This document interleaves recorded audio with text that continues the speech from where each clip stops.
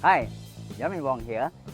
This is the only Land Rover that existed 70, 80 years ago after the war when it was manufactured. And this machine came to Malaya in 1957.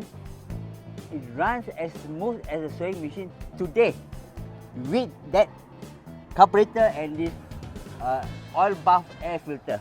Wonderful, wonderful car. Today's Land Rover Defender is so different. The engine, the Ingenium engine, revives a classic engine design that people had forgotten. Inline-6 for smoothness. And in addition to being very smooth, they have done all kinds of charging to it so that it achieves the ideal air to fuel mixture for an internal combustion engine. The supercharger is driven by electric motor, 48 volt electric motor, and it can spool up to 120,000 RPM for the first phase of charging the air. And then when the engine speeds up, the turbocharger kicks in.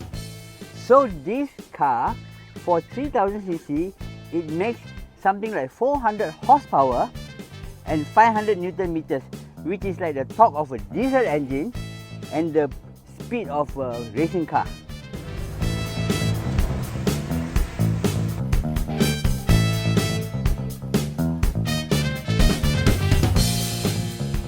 Talent response is the integration of 4 or 5 computer systems in this car so that you can drive this car without having to do all the mechanical things that we did before in the old series. The gearbox, of course, 1, 2, 3, 4, and then you have the high-low range, and then you have to press the differential lock, then only you get really extreme off-roading. With this talent response system which Land Rover developed in 2005 for the Discovery 2, and I myself saw this Disco 2, one of these when we were off-roading in Terengganu, and it was raining and it was a terrible descent. If not for that talent response, I think that Disco 2 would have fallen off the cliff. But it handled fantastically. And this new Land Rover Defender, we have the Terrain Response 2, which you have about 7 modes.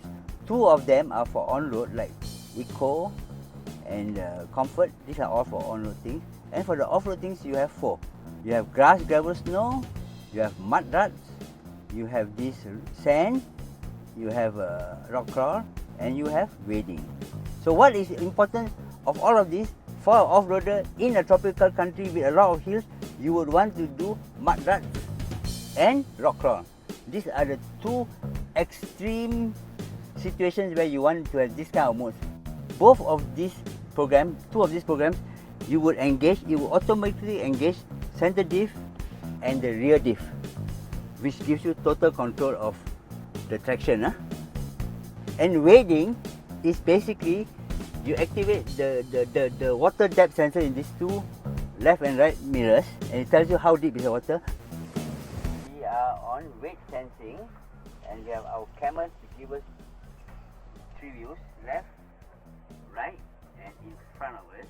But more important with wading, of course you don't want to flood your car, but more important with wading is, if you feel that the river bed is rocky, you should engage a rock crawl or mud and ruts.